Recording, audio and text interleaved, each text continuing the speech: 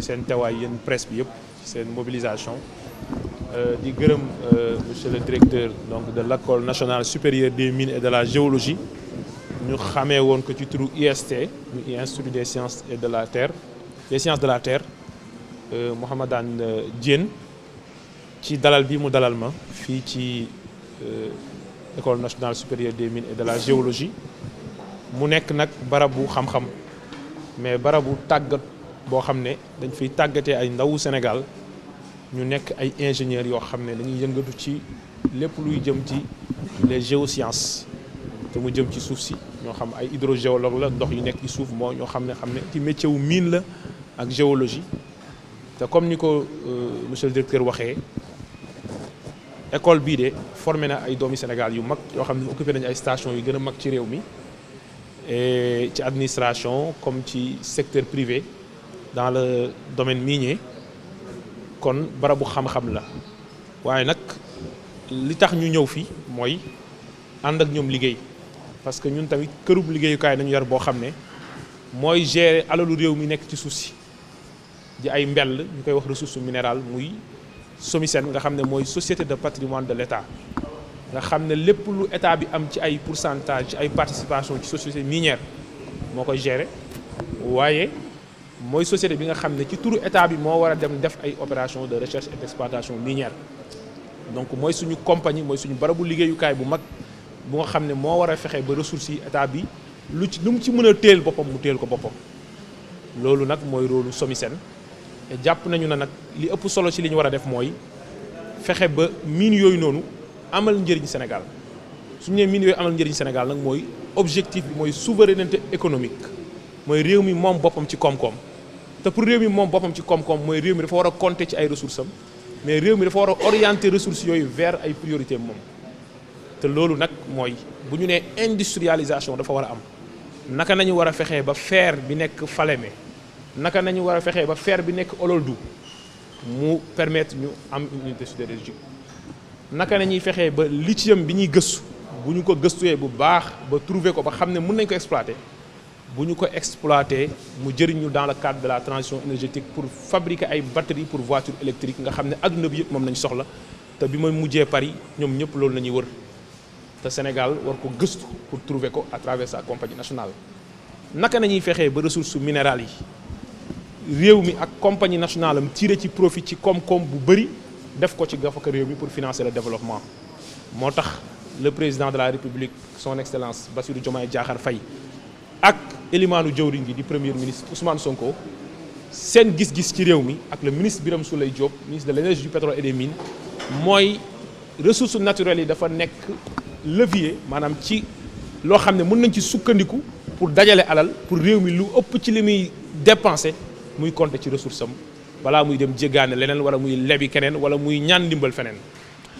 li ci tegu aussi mooy ñun xam nañ ne mbay mii pour souveraineté alimentaire am maanaam li ñuy importer ay milliers de milliards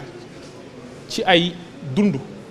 pour souveraineté alimentaire am il faut ñu maîtriser les intrants te bu ñu ko waxee nag wax engrais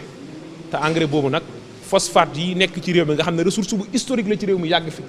naka nañ ko war a orienter vers suñu objectif ci mbay te nag bu ñu nee phosphate ñëpp xam nañ ne engrais bi du dara lu dul NPK la scientifique yi xam nañ ko acide phosphorique bi la bi nga xam ne ci phosphore bi la ak li nga xam ne mooy potasse bi nga xam ne dañ koy importer ak urée bi nga xam ne sax yeneen compagnie nationale ku mel ni Petrosen ñu ngi ci am projet te loolu gaz bi mën nañu ko permettre donc réew mi am na matière première yi tax mu mën a am une maîtrise sur le plan industriel pour dem vers l'agriculture boo xamante ne daf ñuy jëriñ li ci tegu aussi mooy naka nañu war a fexee ba secteur BTP construction infrastructure nga xam ne demande bi mu ngi yokk alors que minerais yi ñuy utiliser di ko jëlee ci suuf si di ko tibb lu mel ni basalte bi mu ngi en cours d'épuisement naka nañuy war a xoolee lu ñuy wax les minéraux de substitution lu mel ni silex bi lu mel ni argile bi lu mel ni grès bi ak beneen minéraux ñu expérimenté lu bees gëstu pour am ay tabax ci BTP ci infrastructure publique ay tabax ci dëkkuwaay yoo xamante ne matière première bi d'abord dina disponible muy approvisionnement ñaareel bi mooy dina yomb ci njëg bi ci sénégalais yi pour dëkkuwaay yomb mais ñetteel bi dinañ tabax yoo xam ne yu baax la yu durable la yoo xamante ne respecte na environnement ak lu ñuy wax écologie loolu yëpp nag ay gis-gisu SOMISEN la te mu war cee taxaw war cee liggéey pour réew mi moom boppam mais war cee liggéey pour réew mi nag lu ñuy wax projet boo xam ne Sénégal prospère souverain juste dans une Afrique en progrès loolu nañu bëgg te loolu nag pour nag mettre ci l'accent il faut que doomi sénégalais yi ànd ak ñoom xalaat loolu def ay projection dans le long terme def programme bu leer boo xam ne ñoom ñoo ñuy xalaatal loolu si ñoom nañuy compter ci gëstu loolu si ñoom nañuy compter ci xalale yi tax ñu mën a liggéey loolu mu nekk fii kon école bi état bi ñu ko fekk dinañ ci waxtaan ak autorités yi te incha allah dinañ def tout ba gëdd bi mu war a am mu am ko pour mun ñu former ay junni ndaw yi Sénégal yoo xam ne mine ak géologie dinañ ñu ci mun jàppale bu baax muy gëstu ressources yi ak ànd ak sénégalais yi jëriñoo ko comme ni ko article 25-1 bu constitution waxee que les ressources naturelles appartiennent au peuple ñu ngi leen di sant yéen ñëpp di leen gërëm. waaw tout d'abord je me réjouis donc de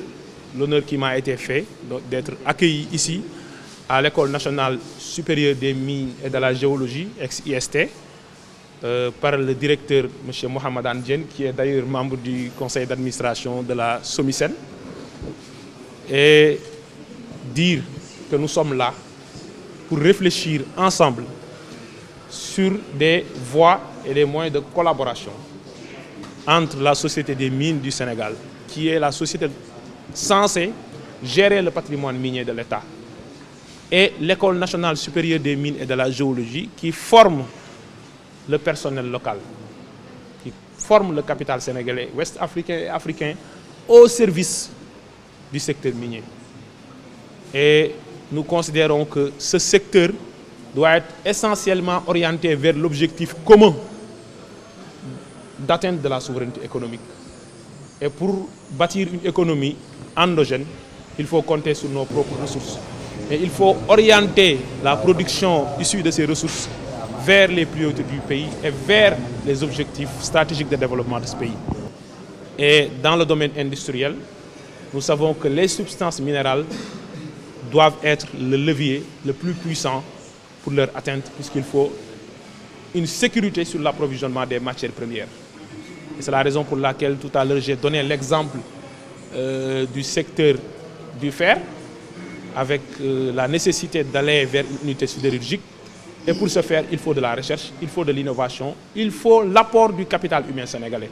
D'où la nécessité de nouer des collaborations avec l'institut qui forme, avec l'école qui forme. L'agriculture. Pour atteindre la souveraineté alimentaire, il faut une maîtrise réelle sur les intrants, il faut une maîtrise réelle sur les engrais. Or, nous avons le phosphate dans notre sous-sol.